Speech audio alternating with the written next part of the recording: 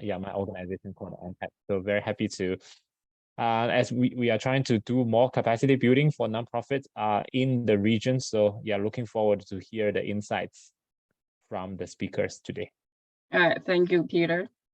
As you've seen, we just started recording the session, and we're going to start promptly. So let's introduce yourself in the chat. I'm going to start sharing screen right now. Screen.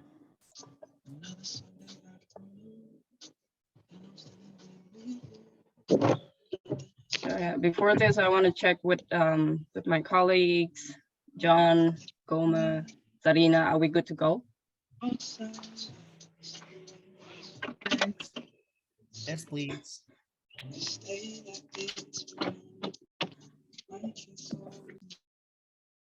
All right.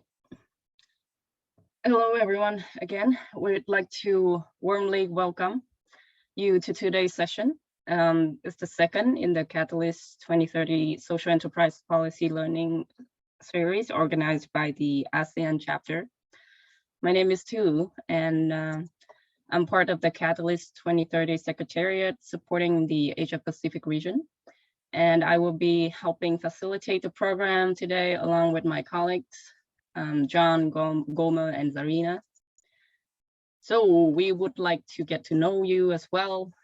Please go to your Zoom chat and share with everyone your name of your organization, and feel free to share your social media links and where you are calling from and what you hope to learn today. Please keep in mind some of the housekeeping rules. Mute when you're not speaking. Be on cam if possible. We would love to see your faces. And yes, the session will be recorded right now, live stream, and it will be shared on our social media. And last but not least, engage and enjoy. And I would like to go through today's agenda. Right now we're doing the welcome and introduction, and we're going to jump straight to the main agenda to listen from the expert from Vietnam and Malaysia, and which will be followed by an open forum where you can openly discuss your thoughts and idea. And after that, we hope to do a synthesis and closing. So as mentioned, this is organized by Catalyst 2030. For those who have yet to know about us, I would like to introduce John, who is the regional coordinator, who will help you, who will keep you up to date. Thank you, Sue. Give me a few seconds. So this is just going to be a quick introduction of Catalyst 2030. It's not an exhaustive one. But before I proceed any further, can we, if you're not speaking, can we request everybody to please mute yourselves? I think I can hear some background noise. But yeah, welcome once again to the second session of the ASEAN Chapter Policy Learning Series. So this is organized by the Catalyst 2030 ASEAN Chapter, specifically the SE Policy subgroup. Without further ado, let me just play this. So if you could just play the video so we can explain to them what Catalyst 2030 is. But I think there's no audio. Okay, sorry, I just unmute myself.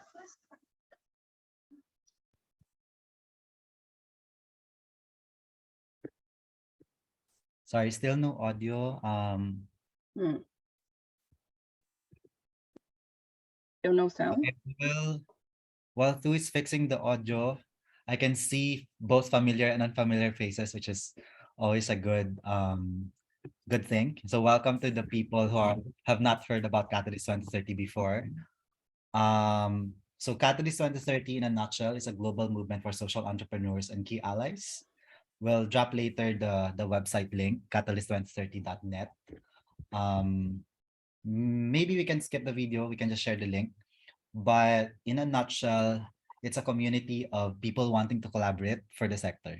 So basically, we're all wanting to be able to address the SDGs, and obviously we cannot do it alone, individually as entrepreneurs, individually as countries, individually as our organization founders. So for now, yeah, Catalyst 2030, we're changing the narrative, driving systemic change. So that's one of the key terms in Catalyst: systems change, collaborations, touching lives across SDGs and countries. So in terms of members, we have 2,000 members right now all over the world. These are all founders and key allies from government, from the academe, from the different sectors, funders, etc. 2.2 billion funding volume. It was launched, if you're curious, it was launched during the World Economic Forum in 2020 by 4 of the major social enterprise advocates: Echoing Green, Skoll Foundation, Schwab, and Ashoka. Next slide, please. So in the region, as mentioned by Tu and myself, are from the Asia Pacific portfolio. So we're hoping to grow APAC in Catalyst, which is, I think right now we're on the 3rd in terms of number of members. So there's different regional chapters. Welcome. I think I saw someone from South Africa and some colleagues and friends from the other countries as well. So we have Africa, ASEAN, Australasia, Europe, Latam, and MENA regions. Country chapters, this is not exhaustive. We've launched a lot of new chapters recently. So just to add in the list, so as you can see there, there's Malaysia, Slovenia, United States. We've also added Afghanistan, Sri Lanka, and a lot more in the pipeline.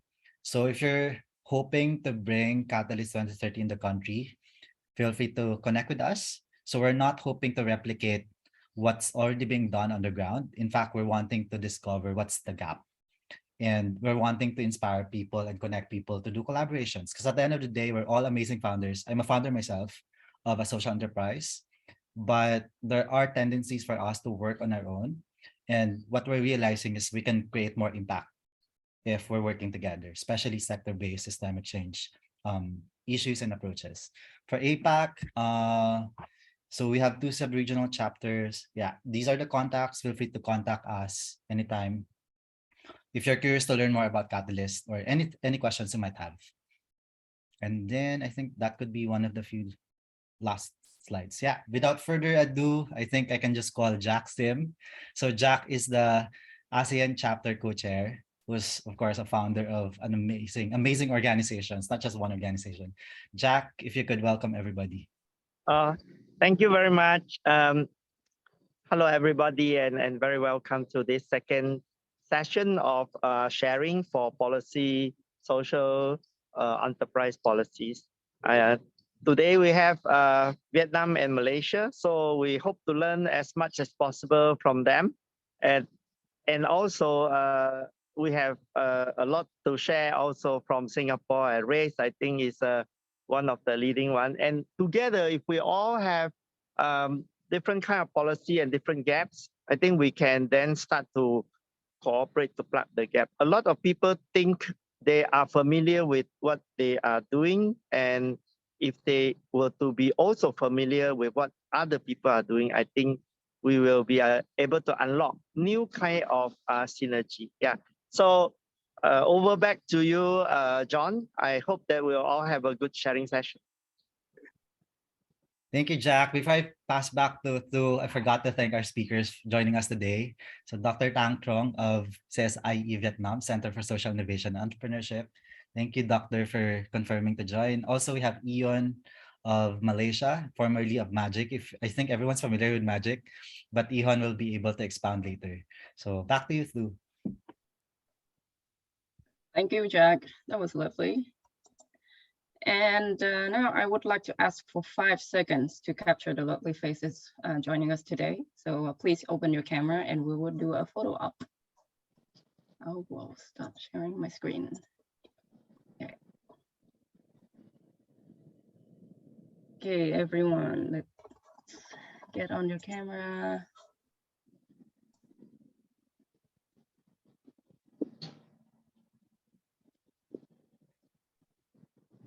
We'll give you guys 5 seconds to open if you're able. If you're not, that's totally fine. And yeah, we'll take the photo in 1, 2. One more. 1, 2. Here's folks. Awesome. Okay. Let me share my screen again. Okay, so without further ado, let me introduce our first speaker. She is the founder and director of the Center for Social Entrepreneurship and Innovation at the National Economics University in Vietnam. It is the first ever organization to promote innovative enterprise with society's interest at the core among universities in Vietnam. She and her brainchild have received awards in recognition to their contribution to the development of Vietnam's social enterprise sector. She's also a senior lecturer in many training programs for corporation in Vietnam on government and governance and administration. She started many initiatives that cultivate startup programs and projects and social innovations, especially among youth. Ladies and gentlemen, Dr. Trương Thị Nam Thắng. Dr. Trương, anytime you're ready, I'm gonna share screen. Yes. Okay. Thank you. Good afternoon, everyone. So thank you again, Catalyst 2030, for inviting me to share the experience, somewhat the experience from Vietnam for developing social enterprise in the country. So let me share the screen. Okay, I have prepared 3 slides. So yeah, actually it's just, very brief things about the social enterprise sectors in Vietnam, but I guess that with my mostly 8 years of research and teachings and promoting social enterprise in Vietnam, I guess that I can, have more to share with you and discuss during the Q&A sessions. Okay, so for the, when I got the questions from the organizers about, providing a current landscape about policies in Vietnam. So actually in Vietnam, talking about the social enterprise, we have the Article 10 in the enterprise law, which is the corporate law. They define clearly what is social enterprise. So since 2014, we already have legal definitions about social enterprise in Vietnam.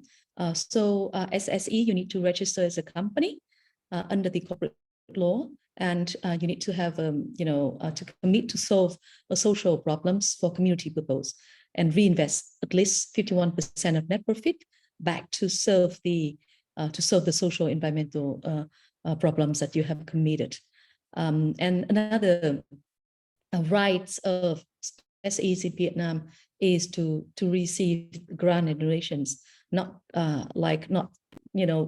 not for others, for-profit businesses. So social enterprise is, as we know, like a blended models between, like NGOs and businesses. And this is really a specificity about this blended models. And the procedures to register as SEs. First of all, you need to register as a company. So under the name of your company, it should be limited liability company or Joseph company or private businesses. And then once after you register company, you need to submit a 1 or 2 page statement about your social objective and beneficiaries.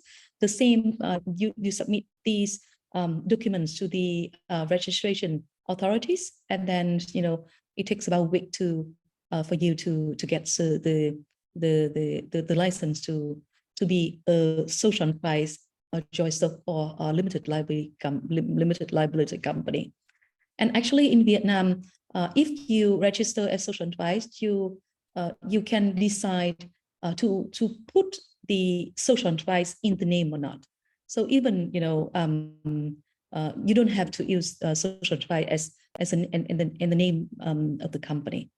And I observed some of the changes, because actually every 5 years in Vietnam we review and revise the legal framework. So after 5 years, the National Assembly revised the enterprise law, and observed some of the changes in terms of definitions and regulations on social enterprise in Vietnam. Is that in 2014, this is the first time that we have the legal definition.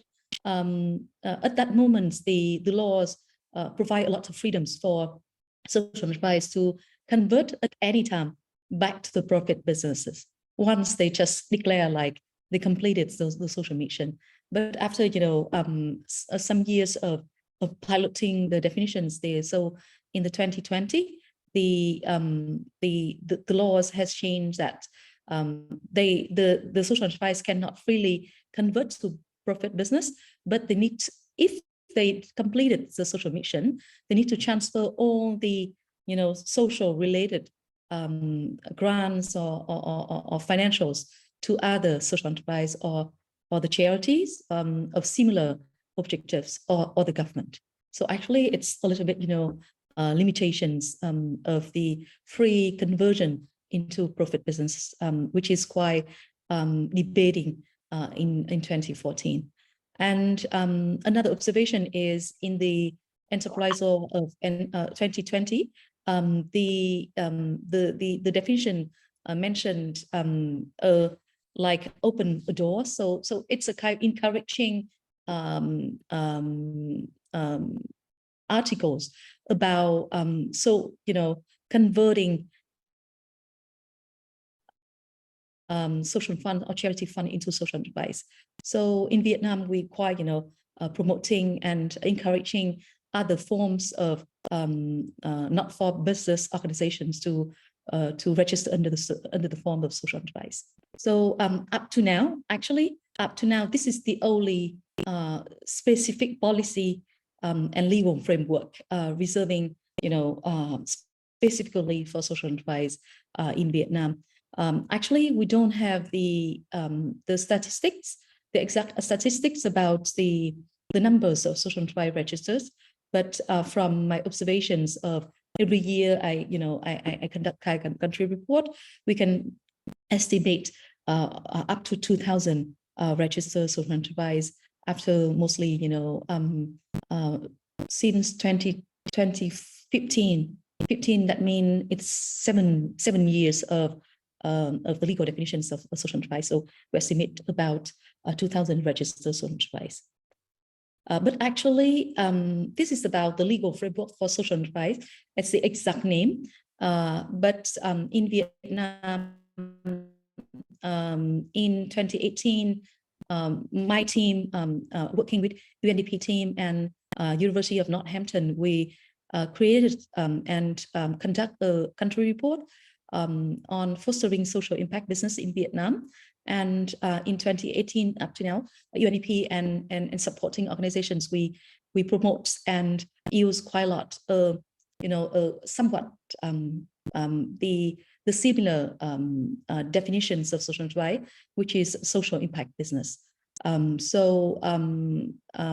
even social impact business is not recognized legally, but it's now used widely by supporting organizations, by international donors, by financial institutions, by investors, and corporate sectors in Vietnam. So actually, in Vietnam, even as the legal framework, we don't have a big incentive for supporting directly social enterprise, but in terms of social impact business in general, we have quite strong supporting ecosystems with quite many intermediaries and international organizations like UNDP is one of the pioneers in supporting, in promoting SIB in the country. And some of the embassies, like Canadian embassies, invest recently quite a lot in developing women-led and business, social business in Vietnam. Okay, and then my next sharing is about if I have some not really a dream, but actually it's the vision, which is not too far vision about social enterprise sectors in Vietnam. Actually, it's a part of my mission as well. It's about mainstreaming social entrepreneurship in Vietnam. According to my research, the research that I worked with UNDP in 2018, and up to now, still the result of this report still used widely by as main references. So at that moment, I estimated 4% of the corporate sectors in Vietnam belong to social entrepreneurship sectors. So my vision is about really mainstreaming social entrepreneurship, making that 4% bigger to 10 or 20%, and they can take in different forms of businesses. They can be, social enterprise registered under the enterprise law. They can be social impact businesses. They can be under cooperative, agriculture cooperative businesses. They can under impact startups, circular businesses, and sustainable businesses. So to me, it's really about promoting and mainstreaming social ownership. They can take different forms of businesses or organizations.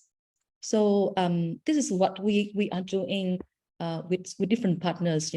As I am coming from academia, from universities. So we position academia very strong force to promoting and mainstreaming social ownership, because we have connects to international organizations. We have good connects with corporate sectors through alumni network. We have good connections with policymakers, because academia in Vietnam, especially at the National Economics University, we are very, very strong in making, policies, papers, and having direct input in the economic strategy of the country. As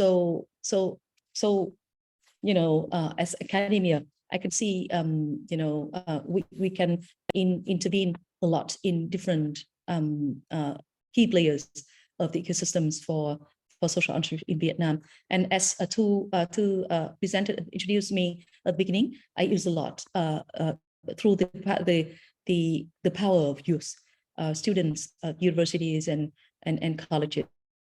So actually, my vision is about using academy as one of the core stakeholders, which is facilitates the running of the ecosystems. And one of the another vision is if we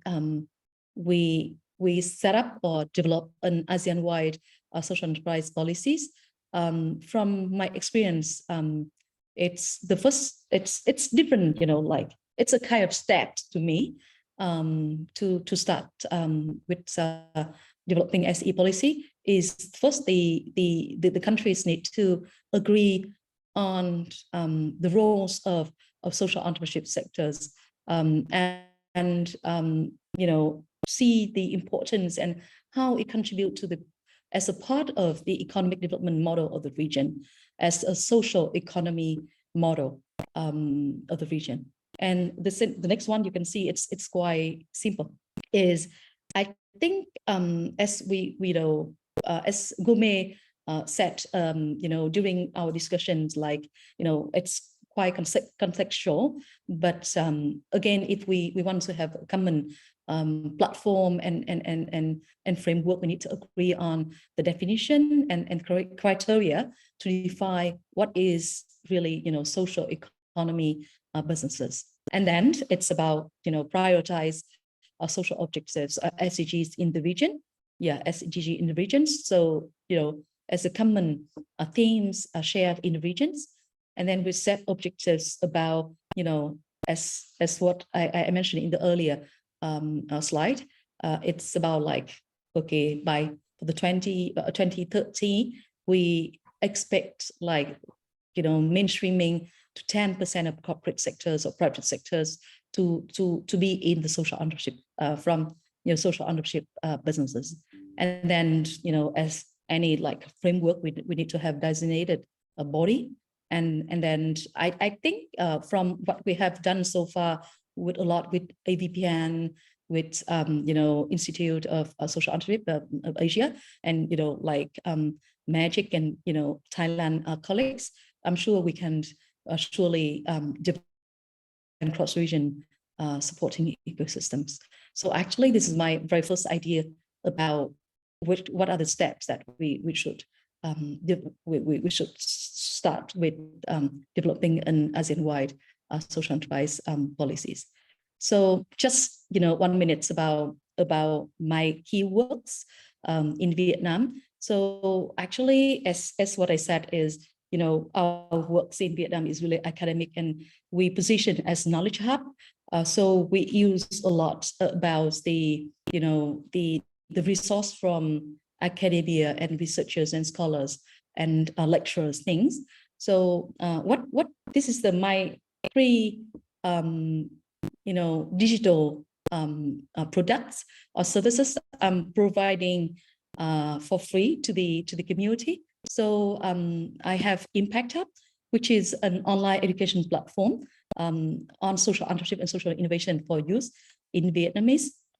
And then I also have imapvietnam.org, which is a digital map of social entrepreneurship businesses in Vietnam, which is a Google map where you can look for, and now we have about 1,000 social business on the map.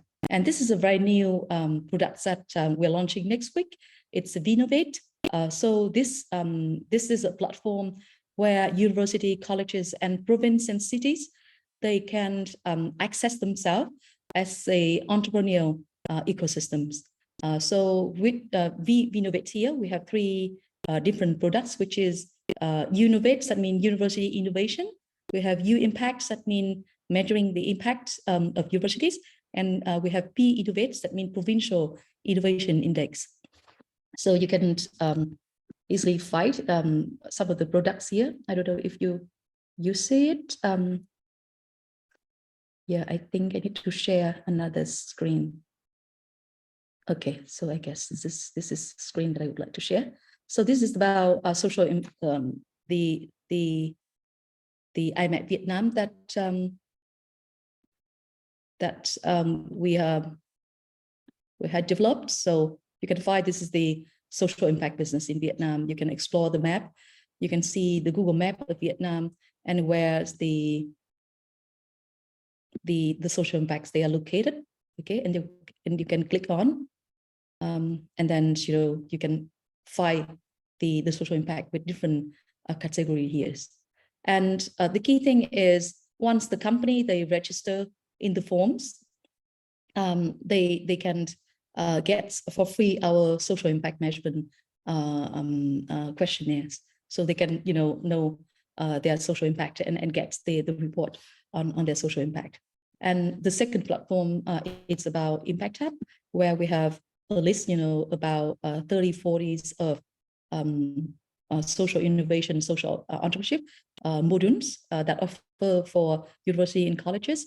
And we have run different incubation and accelerations program for different clients and partners in the regions in Vietnam as well.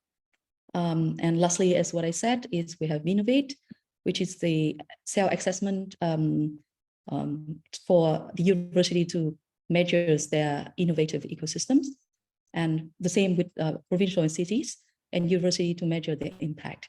So yeah, just few minutes to share with you about my works and my insight, very first insight about the social enterprise landscape in Vietnam, and somewhat my dream for SEs in the region. Thank you.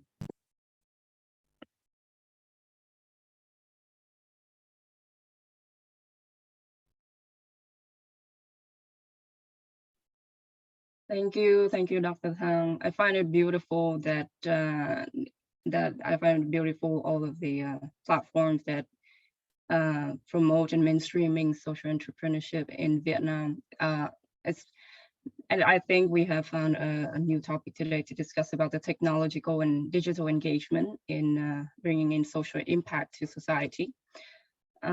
Okay, let's allow ourselves a moment to take it in as I recap the angle of the presentation. We asked the speakers about the state of policy advocacy in their respective regions, and especially for the social enterprise sector. We also asked about the challenges and wins and their thoughts on how a regional agenda for social enterprise can be in like ASEAN and their countries, and finally some offers and asks from themselves to the rest of the ASEAN community. So yeah, with that in mind, let's hear it from the Malaysian perspective. Please welcome Mr. Ihon Chan, He has held various posts in helping people tackle social issues.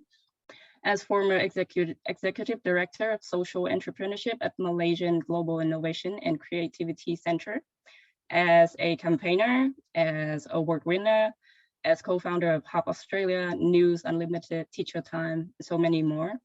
So being a prolific speaker and consultant with more than 13 years of experience working in all three sectors, Ihan has facilitated, designed, and implemented startup and social enterprise incubation and acceleration strategies and programs in various countries, as well as build groundmaking investment frameworks and new policy innovation for both government and corporates. So Ihan, when you're ready, the floor is yours. Thank you too. I'm just gonna share screen first. Hey everyone, good to see a lot of familiar faces. Haven't seen many of you for a while, so good to see familiar faces from the industry, from the region that I haven't met for a while. And of course, I must give a disclaimer here that anything that happened after 2018, I'm not the most familiar. So I'm glad to see that Captain Dr. Faiz Kamaluddin is in here. So anything that happened after 2018, I think we should ask him we should forward a question to him instead. Hi, Ihan. Happy to see you here. Great to see you as well. Thank you for getting me involved in this. Great to have you here. Yeah, wait a second. Everyone can see. Oh. Share. Why can't I share just the... have to share a whole screen.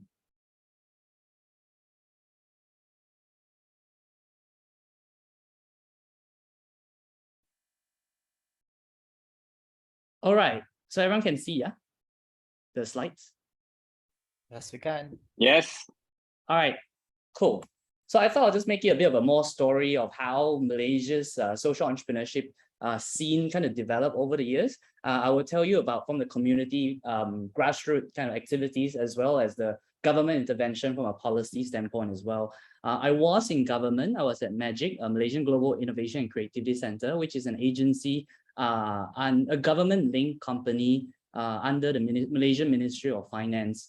So I have the lens of the government, but also the grassroots level. So now, after I left MAGIC, I haven't been doing much, to be honest. I've just been serving my time on a lot of board of directorships and board of councils, board of advisory, and so on and so forth. Although recently I started a company called Retrospective Discovery, doing a lot of consulting and projects with mostly government. So we do a lot of government policy advisory and consulting. But we have also done work for UNICEF and UNDP around the Asia Pacific region and a few universities in Malaysia as well. So what happened before 2015? Before 2015, a lot of social enterprises in Malaysia were community-based and community-driven. There was no government recognition, or there was not even a government body that was really, talking about social entrepreneurship. But there were a few pioneers who started social enterprises. Some of them did not even realize that they were social entrepreneur, or whatever they started is a social enterprise. A lot of them were kind of accidental social entrepreneur. They started an NGO and saw a market or a market need, and that's how they became a social entrepreneur. They were also, and the funny thing is that a lot of them were expats or people who have spent significant amount of time overseas, like myself, who came back to Malaysia wanting to do good, wanting to introduce new innovation in the country, and subsequently started a social enterprise. And the other thing as well is that almost all of them were Kuala Lumpur. Almost all, not all of them, but almost all the early stage social enterprises in Malaysia were based in Kuala Lumpur and only Kuala Lumpur. So that's another observation, which I'll also touch a little bit on later on about urban-based social enterprises. And there were a handful of intermediaries at that time providing training, consulting, networking. They organized events and discussions around social entrepreneurship and social innovation. Or having said that, the intermediaries played an incredibly significant role in helping the social entrepreneurs in the early stage get started before there was any kind of government support that came in. Unfortunately, many of those intermediaries do not exist anymore today, because most of them were started, like I said again, most of them were started by expats. So some of them has moved back to their own country, especially during the pandemic, and hence they don't exist anymore. And some of them were stolen by the Filipinos. So after 2014 was the time when social entrepreneurship in Malaysia really took off. The Global Social Business Summit happened in Kuala Lumpur at that time. So Professor Yunus came to Malaysia. Actually, before that, before Professor Yunus came to Malaysia, the Malaysian government observed that there was this very vibrant activity around startup, entrepreneurship, innovation, and with technology, a lot of innovation is not how things were. So the government felt that there was a need to set up an agency to support all this new innovation and promote creativity amongst Malaysians as well. Hence, the Malaysian Global Innovation and Creativity Center was launched by at that time the Prime Minister of Malaysia, Najib, as well as the President of the United States, Barack Obama. So MAGIC was mandated to spearhead an ecosystem for entrepreneurship. But subsequently, when the Prime Minister at that time met Professor Yunus at the Global Social Business Summit, he felt that there was a need for social business, support for social businesses in Malaysia. Hence, he announced during the closing ceremony a 20 million ringgit allocation to support social businesses in Malaysia. So what happened was subsequently, after the announcement of the 20 million, there were observation that in Malaysia there was the very strict definition of social business makes it very hard for Malaysian to adapt to that definition. Hence, the fund was then kind of pivoted to be more for social entrepreneurship. So it includes social business as well, rather than just purely for social business alone. So that's how MAGIC Social Entrepreneurship got started. The government contacted me around May in 2014, and that was just 2 weeks after MAGIC was launched. The government contacted. I was living in the UK at that time, and was very active as well in the UK social entrepreneurship scene, working very closely with Nesta and the gang there, the Young Foundation and so on. So the government contacted me to invite me for the position. Took quite a few months for us to negotiate a reasonable deal. And before I accepted the invitation to come back. So I came back in December 2014 and started work right away. So in 2015, we decided to conduct a whole bunch of roundtable, because I don't believe in top down. I believe that, whatever kind of innovation must come from top and from the bottoms up as well, and you meet kind of in the middle. So what we did was we conducted about 20 over roundtables throughout the entire country, both in urban areas and also in regional areas. We spoke to anyone and everyone who was willing to attend the roundtable, predominantly people who are in position of power and influence. And remember at that time, there was not many social enterprises. I think the database that we got was only 131 social enterprises in Malaysia. So we didn't have much kind of like to start with. So from all the blueprint, from all the roundtable, it was kind of summarized that the main challenges social entrepreneurs face in Malaysia at the time was, number one, lack of institutional awareness, lack of legal recognition and policy structure. There was a negative public perception and recognition. For some reason, at that time, some people just couldn't accept the fact that you can do good while making money at the same time, because people were so used to the traditional definition of NGO. There was definitely lack of access of quality human capital, and I believe some of the social entrepreneurs in this room, like Faiz and Zarina, might be able to verify that whether is it still a problem. I think it's still a problem, the lack of access to quality human capital, and also lack of access to sizable financial capital as well. And of course, with that, it means that there was a lack of support to grow and scale for the social entrepreneurs. So what we decided to do was that our social entrepreneurship blueprint, we outlined 3 specific thrusts. Number one is to inspire a movement. When you say inspire a movement, means we want we want at least 20% of Malaysians to know what is social enterprise or social entrepreneurship. And why 20% is because of the whole diffusion, the curve of the curve of the diffusion curve, the diffusion theory, the theory of diffusion of innovation curve, sorry, which says that you need at least 20% of people to adopt something in order for it to go mainstream. So we went to all schools, all universities, anywhere that people would allow us to come in. I have a team that pretty much were everywhere. I only see them 2 or 3 times every month before they jet off somewhere else to really, build that movement for social entrepreneurship.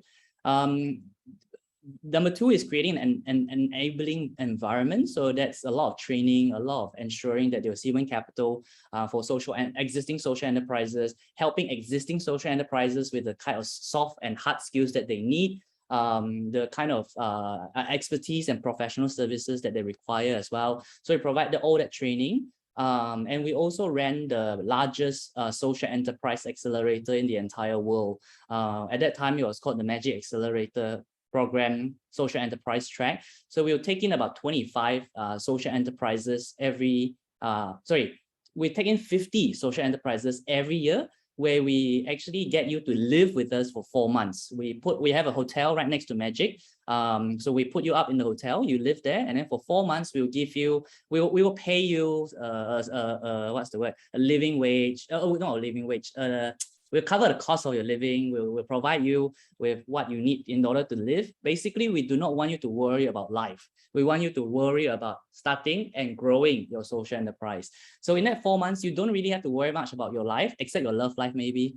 That one we can't help really. But everyone get that 4 months to really just focus on learning and growing their social enterprises. And the last one is affecting systemic changes. I think that was the one that we kind of had the most challenge. Which is pushing for legal recognition and the policies to recognize social enterprises. Of course, in the beginning, it was a chicken and egg thing, right? Which one should come first? The recognition should come first, or the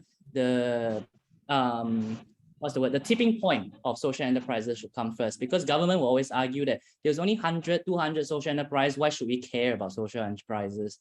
So that was a tough thing that we had to overcome. So after 3 years of pushing all this awareness program and our accelerator program, that we managed to get this the number. This one I need Faiz to verify for me. If I'm not wrong, the number in 2010 was like 10,000+ social enterprises. Only when we reached that kind of scale, that was only when government was more open to entertaining policy for social enterprises. So all of this was spearheaded by my team at my entire department at Magic. So I had 3 departments. The community department, they're focusing on mostly awareness building, working a lot of partnership and engaging stakeholders. Academy, also all sorts of training and accelerators under there. And ventures is where the ventures department looks after all the funding, financing, and grants. So they work with impact investors, they work with funders, a lot of corporate CSR here. We got them to change from traditionally just giving funds to NGO and NFP, now give it to SEs instead. We also work with quite a few ultra high net worth individuals to help them understand what is social enterprise and kind of guide them into investing, impact investment and investing in social enterprises. We also ran a fellowship program where we pay people who are in professional position up to 6 months, I think 6 months if I'm not wrong. So instead of you still continue working in a corporate that you hate, we will pay you in a social enterprise that requires your professional service, and you can work with them for a while. So that one was a mixed success, to be honest with you. This one was kind of like we based it on Vodafone Australia's program at that time, which had huge successes.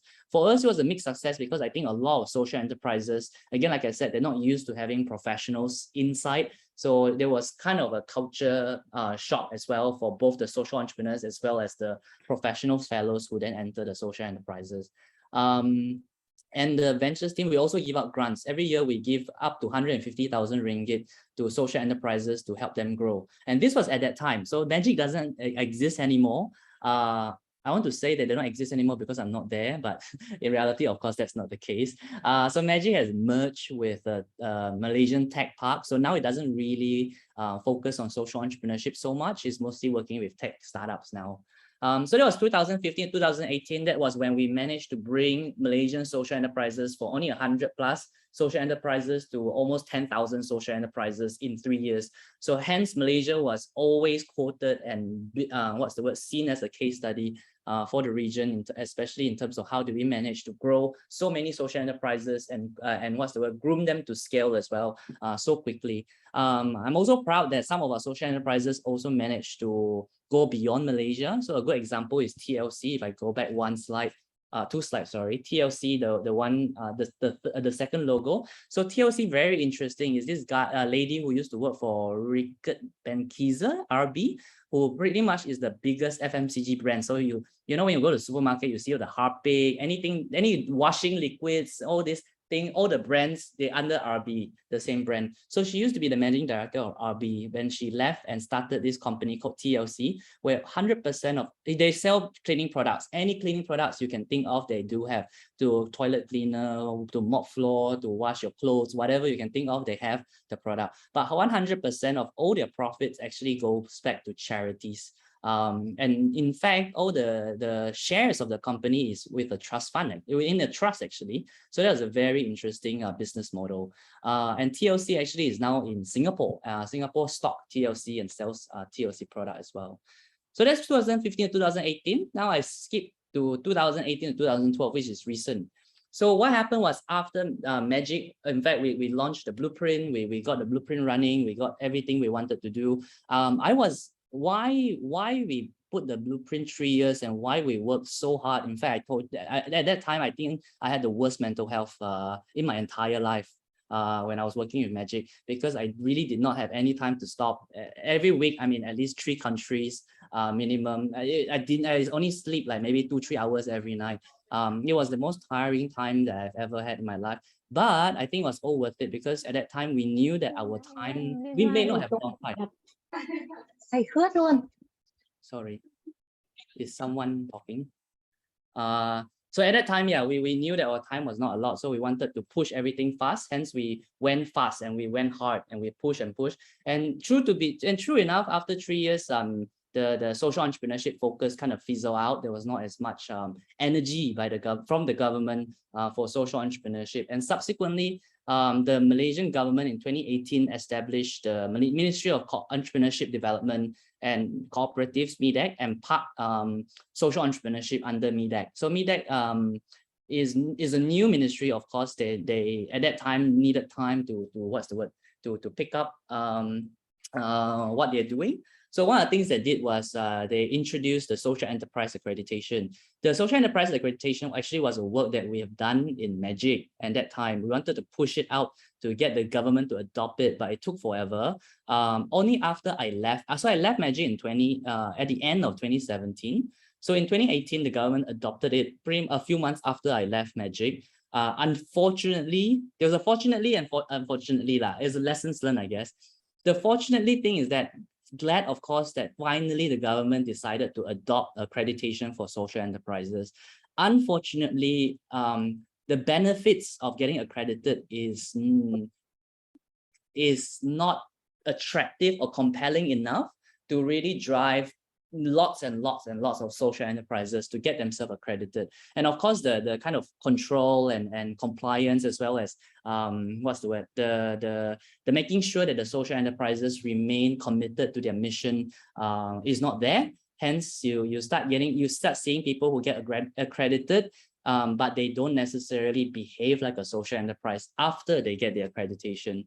And that then, of course, affects the trust of the public to social enterprises. The other thing that we saw as well was that between 2018 and 2022, quite a few states in Malaysia launched their own social entrepreneurship plan, which is great. I give you a few examples. Penang government launched the Penang 2030 vision in 2019, which includes a focus on social entrepreneurship. The aim was to create a sustainable and inclusive economy in Penang. Selangor government, Selangor is the biggest state in Malaysia in terms of population and money. They also launched a social enterprise blueprint, which outlines strategy for supporting the growth of social enterprises in the state. The blueprint was more around funding and incubation initiatives. The Sabah government also set up the Sabah Social Innovation Center, which provides social innovation and entrepreneurship. Social innovators and social entrepreneurs, mentoring, training, networking opportunities, and so on and so forth. The Johor government also introduced the Social Enterprise Development Plan, and I understand that the Sarawak government also launched the Social Enterprise Plan last year as well. So now, instead of it becoming a national agenda, is now distributed to be state agenda, and there are also pros and cons to that. So this is basically how Malaysians' social entrepreneurship scene kind of develop over the years as well, evolve over the years, as well as how some of the policies that the government has adopted. In this case, it's just accreditation, which is to me not enough. I wish that there was a lot more that the government would do. The accreditation as well was put on pause last year. So I heard that they are just starting to pick it up again this year with the new government in place. So challenges, gaps, and unmet needs. So these are some of the observations that I've made of the social entrepreneurship scene here in Malaysia. Would definitely love to hear your thoughts and make this some discussion points as well with everyone. Hopefully it's going to be a lively discussion after this. So one is that I think a lot of Malaysia is very unique, and I see this my last position in Magic was the executive director of ASEAN Center of Entrepreneurship. So I was in every ASEAN country except for Brunei. Almost every 2 weeks I'm in your country somewhere in ASEAN country, and so I get to have a view as well of all the social entrepreneurship scene in ASEAN, and I think that it applies to a few countries can relate to this, like Philippines as well as interventions for social entrepreneurship are too urban focused. In our case, Malaysia is very peninsular Malaysia focused. Unfortunately, when we talk about social entrepreneurship, is meant to be solving social problem, and social problem a lot of times happen more seriously in areas outside of urban areas. So I think that is something, there's a big gap that we have to fill. There's a lack of comprehensiveness and alignment as well. So all the initiatives are all not aligned, and there's lack of collaboration since the disestablishment of Magic. In terms of the accreditation, there's weak process and benefits for the accreditation, lack of control and compliance, like I mentioned earlier. The other thing that we introduced at that time in Magic that wasn't adopted together with this accreditation was that at Magic at the time when we wanted to do the accreditation, it was not so much for the recognition only. We actually wanted to push and incentivize social procurement, right? So if with any social enterprises, the only way for you to survive is if there's a market for it. And if there's no market for it, you're going to rely on grants for the rest of your life that then doesn't make you a social enterprise. And when it comes to market, Malaysia is a very small country. And not only is Malaysia a small country compared to the rest of the region, so that means our market is very small already. Like we also is a very poor country. A good majority of Malaysians, about 60 to 80%, lives under the living wage line. So they will never be able to afford the social enterprise products. And it will also never be enough in terms of volume for the social enterprise to grow beyond their existing size. Hence, we need social procurement from corporates and government, because those two sectors, the private and public sector, holds the most amount of capital amongst all the three sectors out there. So the social procurement was, for me, the most important piece of the work, but that was not adopted by the government, which is unfortunate, but there is optimism here. I'll talk about it in the next slide.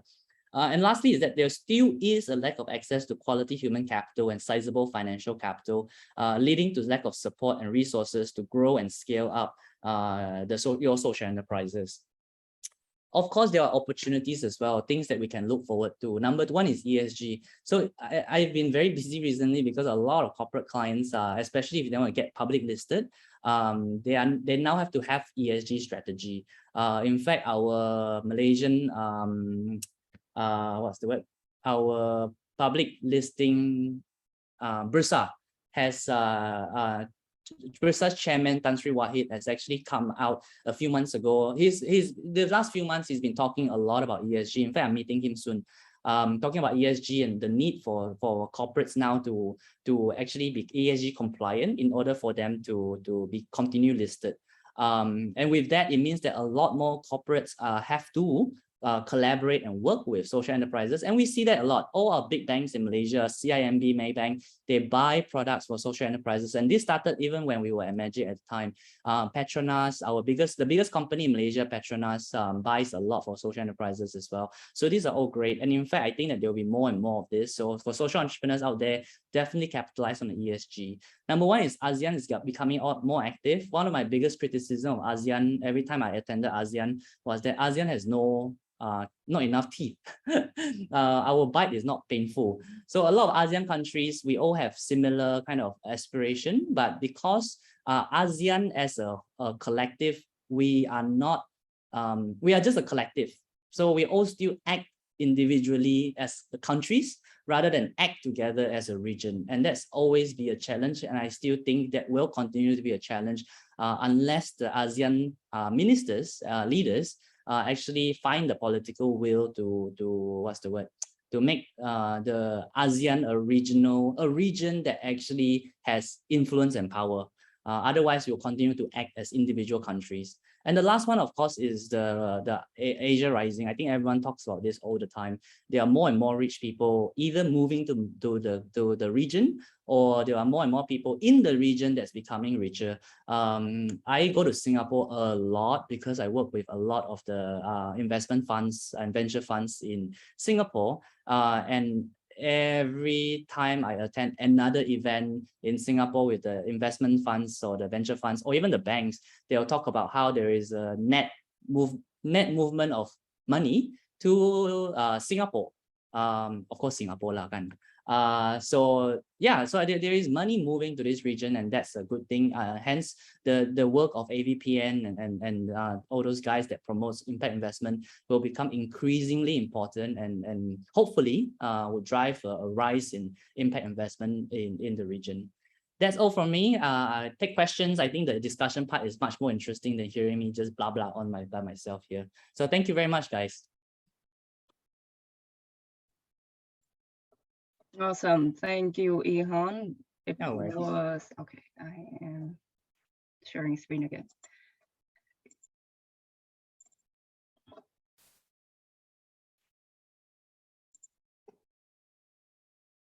Yep. Thank you, Ihan, for walking us through the how the social enterprise scene developed along with the government. And I think it was a lovely ending note to the presentation, asking how can we act together as a region. And I think we can expand the discussion more with our global experts. I would like to hand the hosting part to my colleagues in the open forum section, to Zarina Ismail. She is the co-chair of Catalyst 2030 Malaysia chapter, also the founder of Drop and Wash, a cleaning service change with a keen focus on sustainability. And Goma Padang, the Catalyst 2030 ASEAN Policy Subgroup co-chair and a member of IC. This is also the time for anyone who are in the session to share your thoughts and questions and actively engage in the discussion.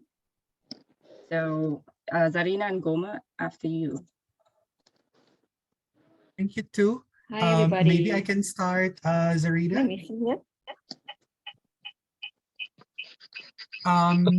There are two questions on the chat box, Dr. Tang, for you. The first one is coming from Jinky.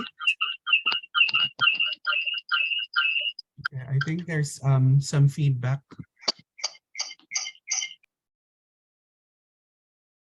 Okay, the first question, Dr. Tang, is coming from Jinkit from Singapore. What are the challenges for social enterprises, NGOs,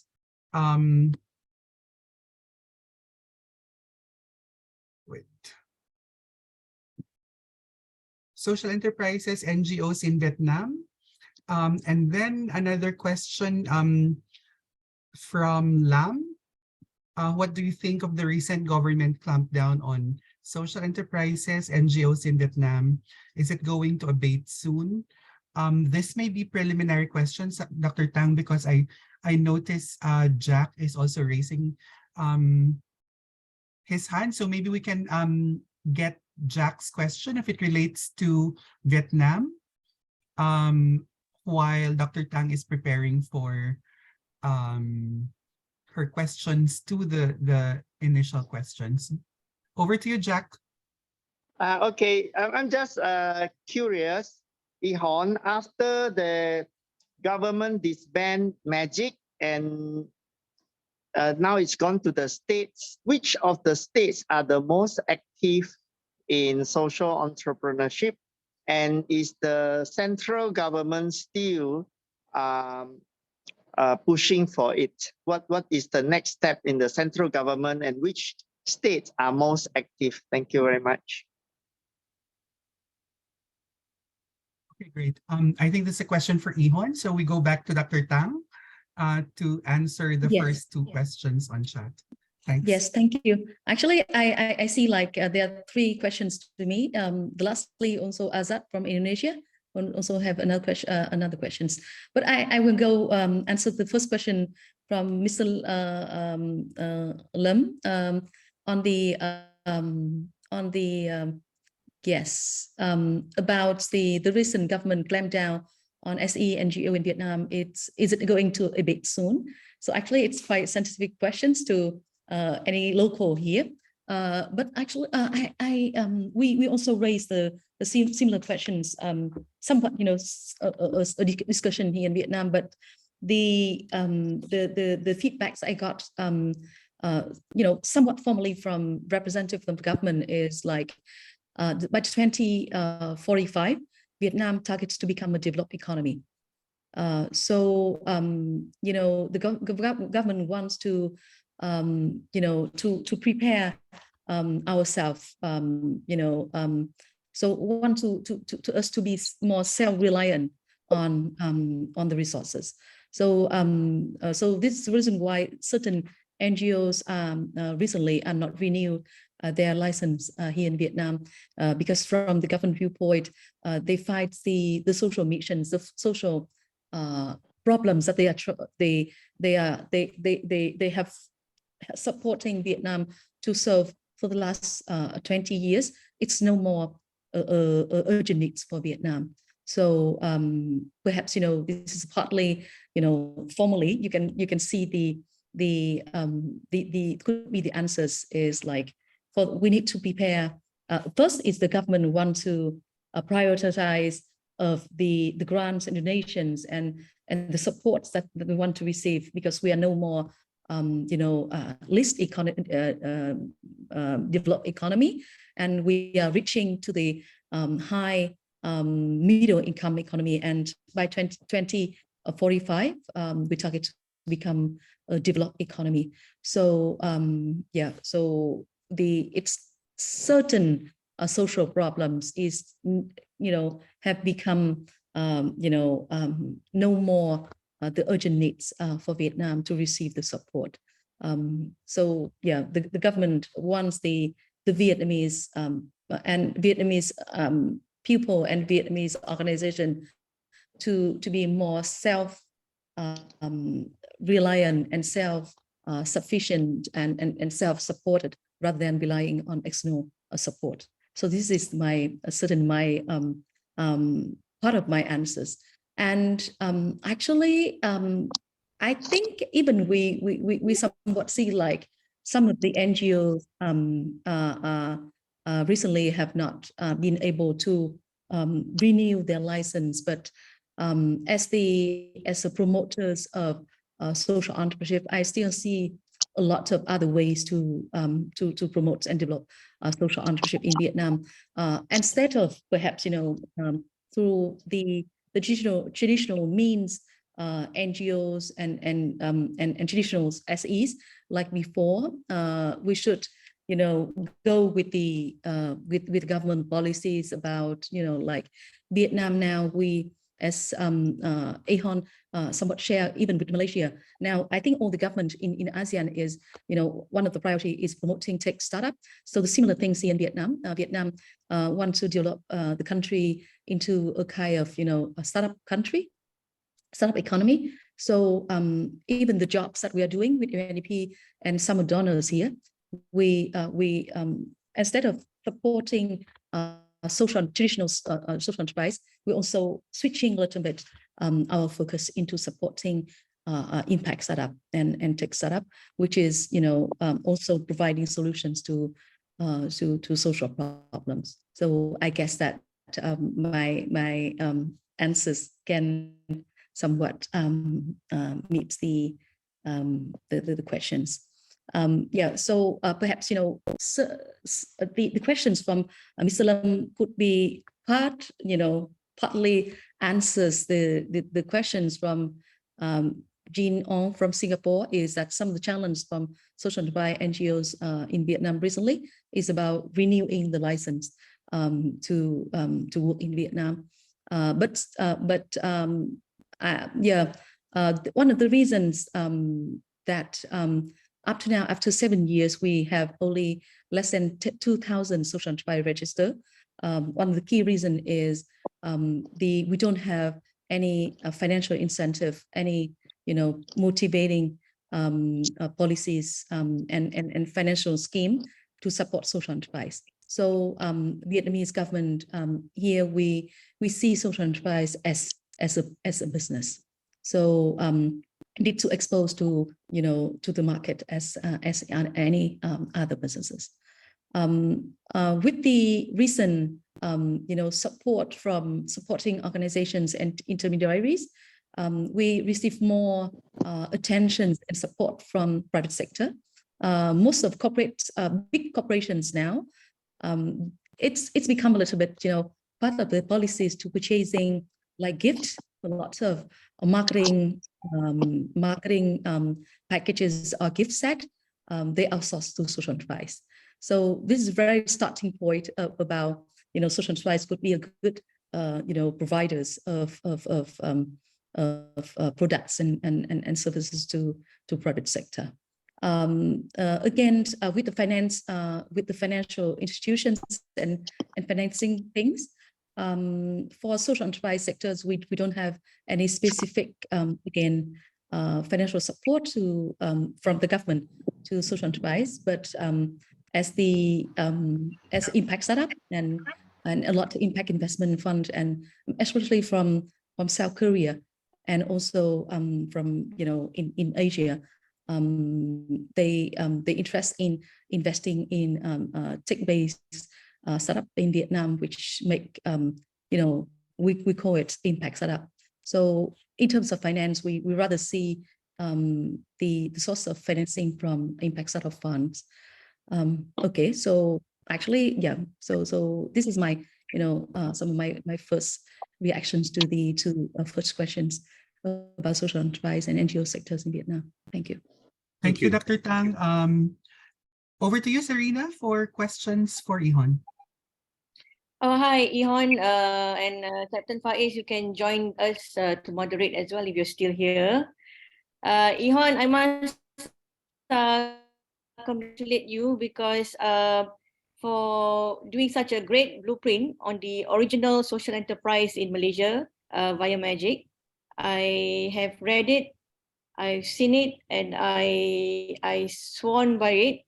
I was a product of Magic in 2018 in the idea impact driven enterprise accelerator program in 2018, and also I was a product of the push program in 2019. So I've experienced what you have prepared and your team have prepared at that time. So we were the beneficiaries at that time. So and I was a bit upset, or rather a lot of us was a bit down when Magic was pushed over to rather was shut down and mostly has taken over, and now is under KUSKOP, which is the Ministry of Entrepreneurship. So I'm just wondering, why is it that the new blueprint that was done now was not based on the previous one that was well done. That was well done, and I thought that it was they just didn't have to redo the whole thing, you know. they had a good base already, and I myself spoke to the consultant that time, I remember, and I always said that why would you want to create a new one when you already have a great one? You know, you can just expand for it. It's just like having iPhone 1 to 12. You know, you just expand for it. Why do you want to do all over again? And, you know, and so unfortunately, or rather fortunately, they've done it. So today they've gone, they prepared the, I will share the link, which is the SE Mine. Somebody is speaking there. Okay, thank you. So it's called the Social Entrepreneurship Action Framework 2030, SEMI 2030. That was launched last year in April 22. So I wish they'd have taken you on board as well as part of the advisor. And we had, I remember they had Wan Dazrik and Dr. Yasmin after that, after you left, you know. So, and right now it's under KUSKOP, but which is not that bad, you know, except that they have now targeted to about 4,000 social entrepreneurs, social enterprise to be accredited, which is very far from what Dr. Tang has now said in Vietnam is about 1,000, 2,000, right? Yeah, so it's quite ambitious, I must say. But I'm also afraid that there might be some limitations, and everybody could be a social entrepreneur or social enterprise to be accredited. So what do you say about this, Ihan, about the 4,000 targeted social enterprise that they intend to implement soon? While I'm happy, I'm also worried. What's your take on that? Zarina, you asked me the tricky question. It's okay. It's okay. Because you come from the you are the original draftsman. So I can understand what you went through, and I appreciate it. I've seen it, you know. So when I saw the new one, you know, so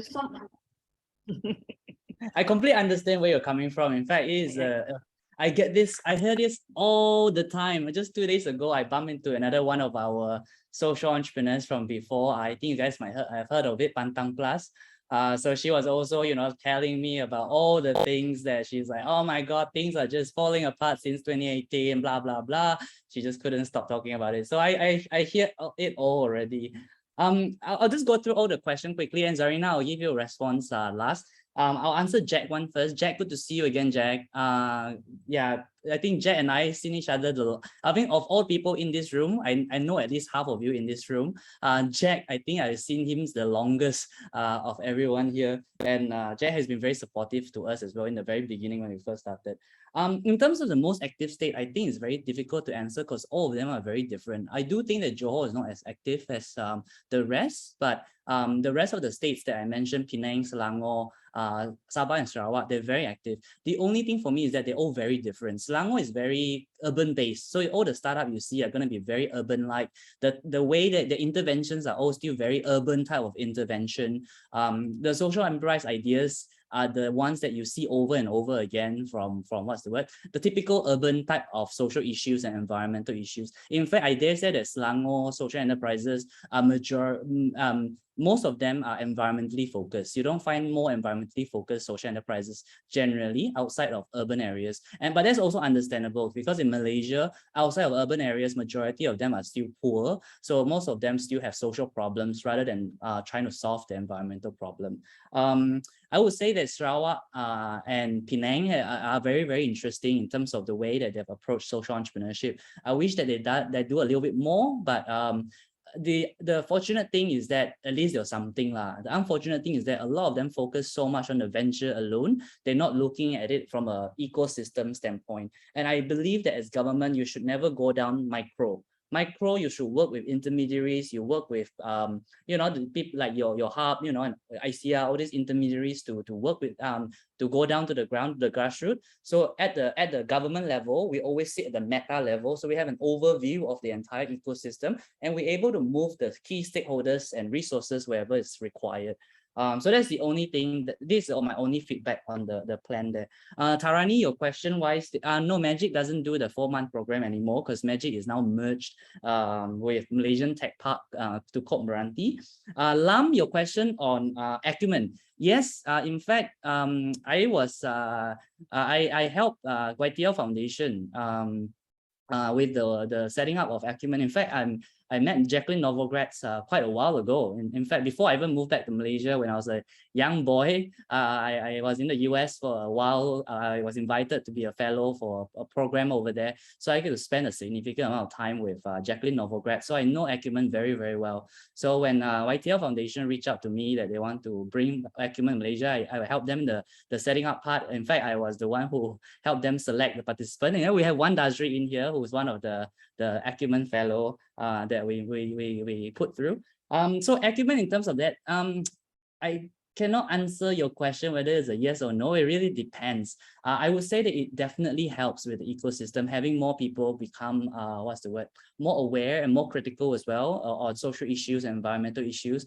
But does it mean that they then return to their corporate job and actually use their position of influence and power to then create social impact or environmental impact? That one is still yet to be seen because there's no measurable kind of impact from there. Or do they then quit their corporate job or private sector job and join a social enterprise? That's also something that we have yet to be seen. But having said that though, does it help the overall ecosystem? I think it definitely does lah.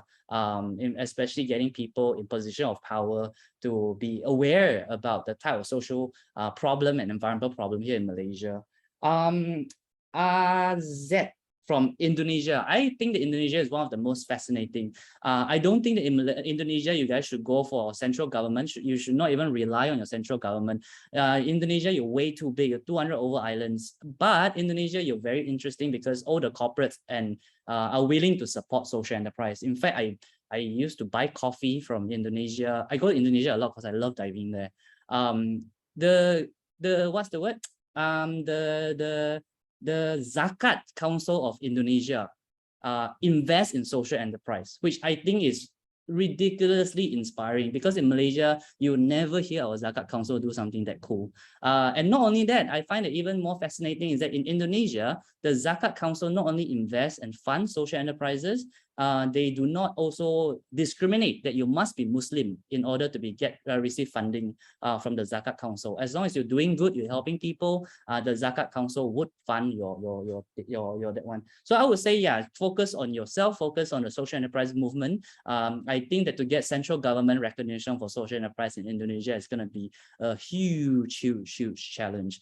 I worked with Jokowi's office a little bit, and yeah, it was not easy at all, I must say, because it's such a big country. Anita, the question on accountability, yeah, I agree with you. It's tough. I think for me, the toughest part especially is people who misuse the accreditation. So they, like I mentioned, they get accredited, and then once they get accredited already with their recognition, they can get funding and so on and so forth. They subsequently do not focus on the social problem that they said they're gonna solve. In fact, they go on to use that to go get funds, and you see that a lot. In fact, I think it's I think amongst the Malaysian social entrepreneurs, you guys would know who I'm talking about. The ones who then use the accreditation to go chase for awards and a lot of overseas trips, especially. Zarina is laughing. So we know we know who we know, and we know the type of people who do that lah. And it's a lot, unfortunately, in Malaysia. The other thing for me that is very I'm critical about as well is that in Malaysia there is still not enough people with the wisdom to tell the difference between a social problem and a social inconvenience. So in my opinion, if you're solving a social inconvenience, then you're not a social enterprise and you should not be a social enterprise. You need to solve a legitimate social problem that affects humans' lives. Then it can be called a social enterprise. Unfortunately, not everyone share that same thought with me. So you do see social enterprises that don't solve problem, they just solve social inconveniences, which to me is just quite superficial in terms of the impact, in my opinion. Yeah, and then the last one question is from Zarina. Blueprint, that's an interesting one. I think, yeah, I can't be too honest because this whole session is recorded, so I'm very worried. So I'll try to be politically correct.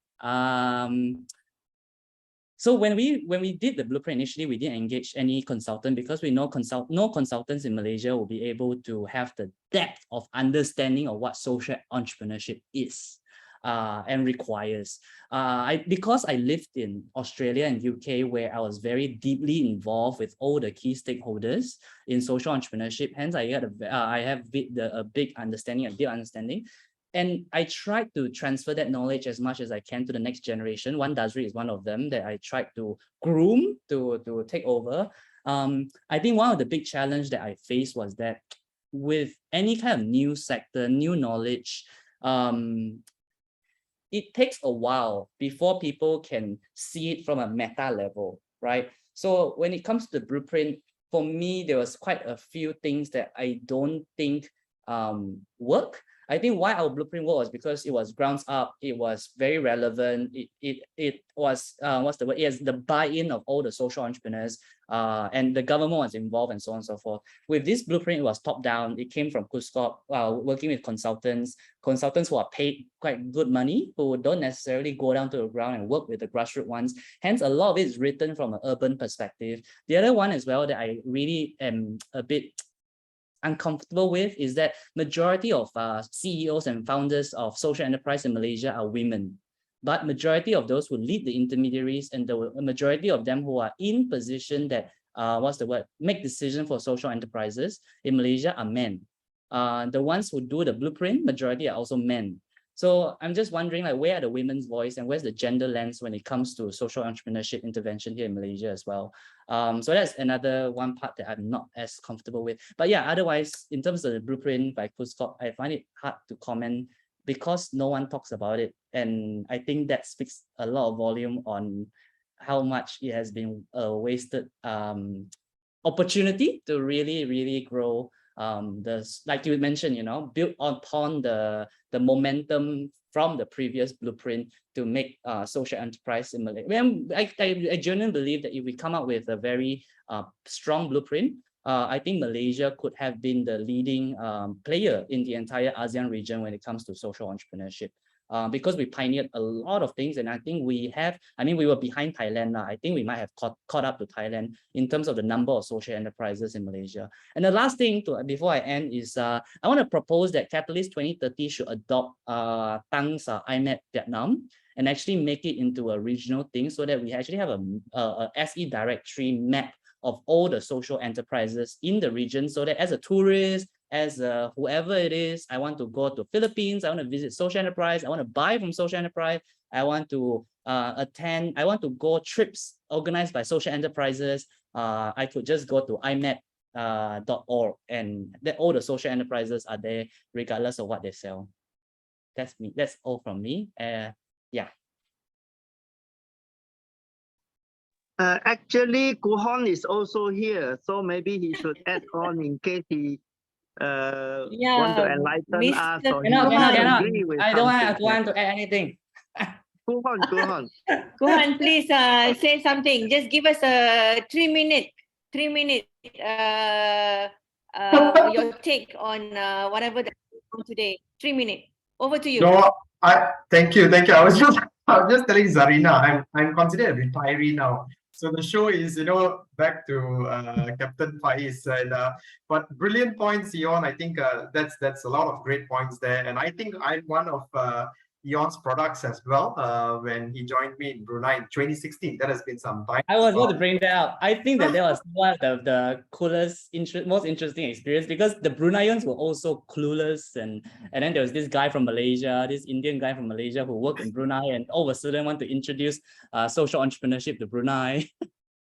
Yeah, that was a lot of fun. So I think Brilliant points. Just I wanted to add maybe like thank you, Jack, also for bringing it up. Right, I wanted to add one recent development that we have been seeing right now is that so Malaysia is undergoing a phase where we are reviewing our 12th Malaysian plan. So every 5 years we introduce a Malaysian plan, right? And currently we are actually in the review stage, or we call it the midterm review for 12th Malaysian plan.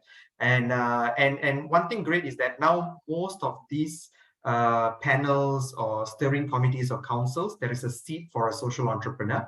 And just 2 weeks ago, we had a discussion on inclusive societies, or how can we have more social entrepreneurs introduced into the blueprint. So I wouldn't touch about the blueprints that we already have. I think Ion has already described that well, and Zarina has spoken well. But one thing interesting that is happening here right now is that the 12th Malaysian blueprint is looking at how social enterprises can be a delivery partner. And one of the reviews that we are going to do now is that we are going to just reintroduce the term social enterprises as a delivery partner for specific segments of what the government intends to achieve at the end of the 12th Malaysian plan. So I think that's a brilliant opportunity coming up soon. And it's an ongoing one. So that is one good development as well. A silver lining, I must say. Thank you, Zarina. Over to you. Thank you, Mr. Cohen. I hope to see you on the 16th as well, when we going to have a small little mini launch of Catalyst 2030 Malaysia. Ihon, I hope if you are in KL, we will extend the invitation to you as well. We'll be so happy and honored to have you along to join the 2023 and 2024 term or office of Catalyst 2030 Malaysia with together with Captain Faiz. Captain Faiz, who is now in San Diego or LA, right? Would you Yes, like to say something, Captain Faiz? Yeah, first of all, yes. All right. Good evening for me from LA to everyone. First of all, thank you to all the attendees and especially our speakers, Dr. Tang and Ihon. Thanks, Ihon. And thank you for sharing your vision for support in Vietnam through academia, and Ihon also for highlighting about the importance of social procurement. I think we missed that point maybe in the blueprint, and it's something that we need to work on. Other than that, I'd like to thank everyone for attending this session, and I hope you have a great evening, and thanks again. Bye.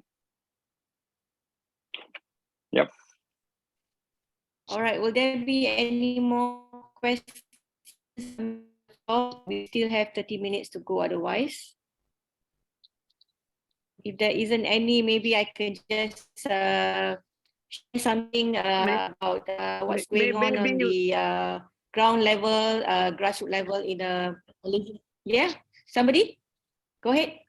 Maybe since we are going to do this IMET ASEAN, we can come back to discuss how we can do it with two. Or who is that? Dr. something from the university. Dr. Tang. Yeah, Dr. Tang. Dr. Yes. Tang. Yeah. Let's Dr. ask Tang, her how can she lead us to do this? Yeah. Yeah. Okay. Actually, why I name it IMAP? It's because it's starting like anyone can submit a social enterprise to the map. So like I personally, I can map a social enterprise there, and also IMAP stand for impact map, impact business map. So I think it's real like, it's not one way we do mapping, but anyone can submit, a social enterprise they know there, and then we verify. So it's a little bit like Google Map, where someone can submit the social enterprise, and then the owners of business, they verify and they become owners of the PIN. So and then in the back end of the IMAP, we have the we provide questionnaires so that we can make a kind of annual, regional report, so that every year the company will, in order to be active on the map, they need to, renew that kind of, the questionnaire.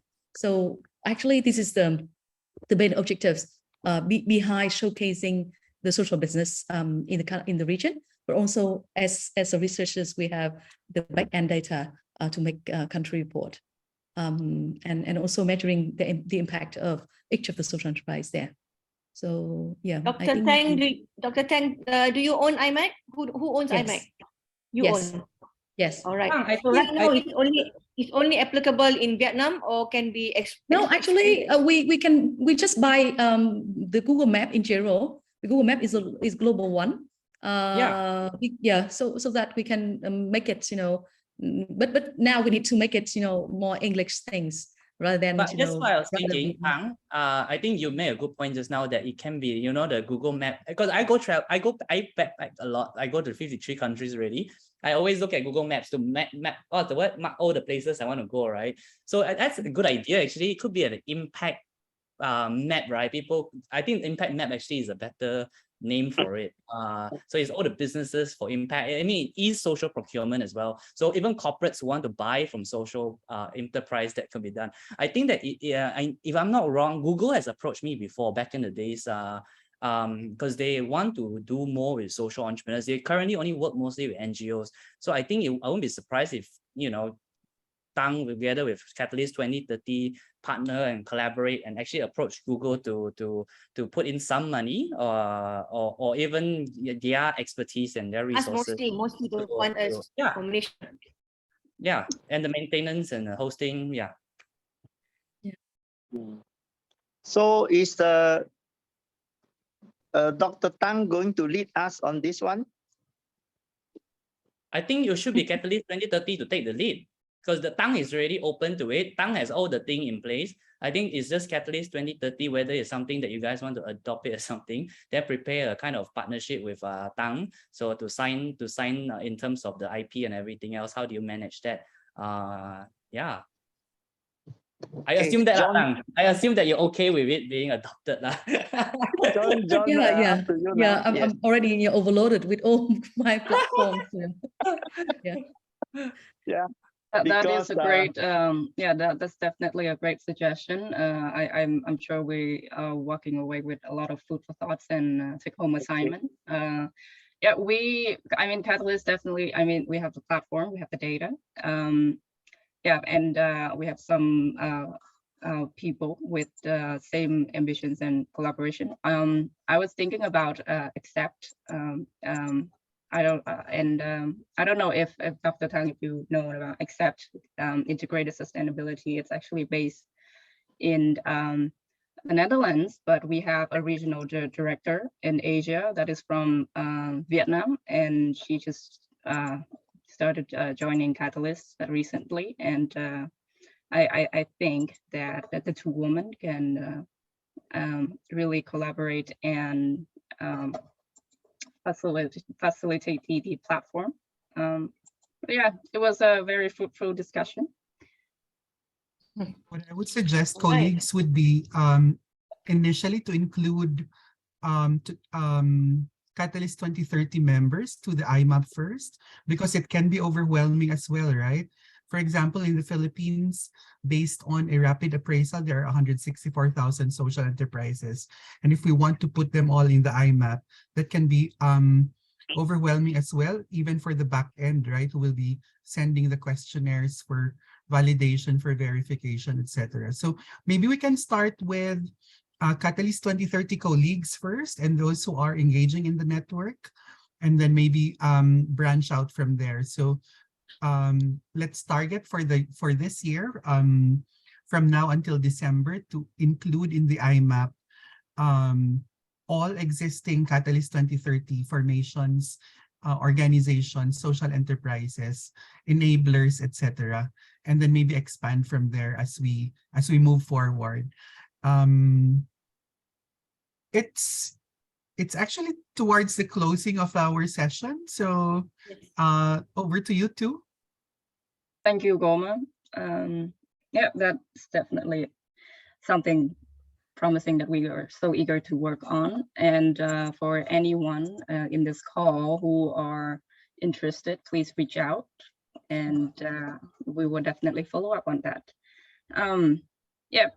It was an exciting discussion. Too bad we are closing to the end of the session. I would like to thank once again, on behalf of Catalyst 2030 and everyone in the session, to Dr. Chuang and Ihon for sharing insights and expertise in the sector. I would like to ask from you both a message from social impact leaders to other social impact leaders, just a short message or your wish for the region about collaborate together for system change, promote social economy, or give SE the leverage to achieve together with the government?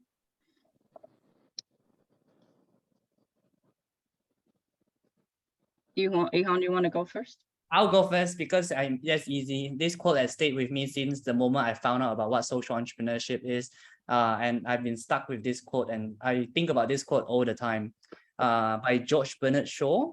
He said that reasonable people adapt themselves to the world. Unreasonable people adapt the world to themselves. Hence, all progress relies on the unreasonable people. So for all the social entrepreneurs, if ever someone tells you that you are difficult to work with, you are very noisy, you are so annoying and so on and so forth, that's because you're trying to fight for progress, right? So it's okay. You don't have to be apologetic for being an unreasonable person because all progress relies on you. So that's all from me. Good. Okay, perhaps I will go second. Yeah, so actually this is one of the sentence that I laughed a lot and I use for my own work. So as we are intermediary, we are supporting organizations for social entrepreneurship. So we do not only work for social innovation, but we are social innovation. So yeah, this is the way that I'm doing. Yeah, thank you. Beautiful. And at this point, I would like to invite Captain Faiz for the closing remarks. I think I given the closing remarks already. So, I think everybody spent enough time and we had a good session. And I wish everyone I just like to add something to what I think Ihan said earlier about lack of finance and also human capital. I just remembered in the Malaysian SE ecosystem. Well, at the moment, I can see that a lot of programs today has been promoting the beneficiaries, especially the marginalized community, the B40s, to empower themselves into becoming an entrepreneurs. But I must say that we must also include job skilling in other areas, because not everybody at the lower bottom end is fit to be an entrepreneur. And there has been a lot of lacking of job. There's a lot of jobs around at the moment now in Malaysia, but we don't have human capital. So there is also a need of other SEs to not only train them to make them into businessmen or entrepreneurs, or having their own micro business, but to also train them to becoming a seamstress, a cook, a cleaner, or anything for that matter, in the construction side, the vocational side, because we are lacking everywhere. I think it applies to other ASEAN countries as well. But in Malaysia, there has been a lot of programs running along, to promote businesses instead of skills. So this is one of the reasons we are lacking in human capital at the same time. And I think in terms of financing, I have spoken to Dr. Faiz. This year, Catalyst 2030 for Malaysia, we would like to focus on financing the SEs as well. And not only, because I think previously there was a lot of over focus on grants. So we need to focus on financing so that the SEs has got credit, good credit ratings, being a good business itself that has got good credit ratings, they're entitled to get financing, and also basically build up their financials instead of doing things with a very, too oversimplified. So it's time to make social enterprise. I think the government also has announced for this year's budget, it did not specify SE, but it specifically said SMEs, which includes SEs. So we hope to tap on that, and I hope all SEs will also be able to tap on the finances that hopefully the government will release this year as well. Yeah. Thank you, Zarina. Jackson. Yeah, so I just have one suggestion for a project for Malaysia, probably other country. But in Singapore, we recently, after 2 years of negotiating with the government, we ended the human trafficking of Bangladesh construction worker to Singapore. So this worker have to pay a lot of money for the mafia to get them into Singapore with certification, with passport, with training. And we decided to let them be trained in Bangladesh by BRAC, by a trusted social enterprise, the world biggest social enterprise in the world, Bangladesh BRAC, and then to be tested in Singapore. And the Singapore government agreed on that. And that cuts their hardship very much from $10,000 to only about less than $3,000, including etiquette and all that. So I don't know if we can do this the same in Malaysia, because your number of foreign workers is so much more and the mafia business is so much bigger. I heard that if we try to do that, the mafia will send some murderer to kill us. But in Singapore, nobody killed me, so it's safer, but I do not know. Maybe this is possible to be done in Malaysia. Any ideas?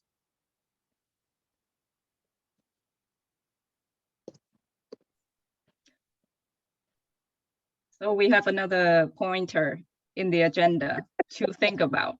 Yes, mafia and killers. That definitely note that down. Thank you, Jack, for suggesting. Yeah. Yeah. Yeah. And